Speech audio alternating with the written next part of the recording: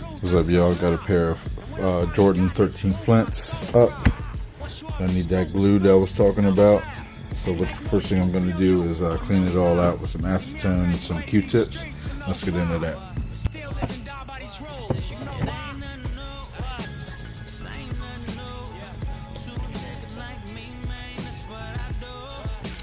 Alright, now that I cleaned out all the gaps, cleaned out all of them, and next thing I'm going to be doing is tip for y'all. Get a small brush so you can dip it inside the glue and use it without getting glue everywhere. More tips on YouTube after 1,000 followers.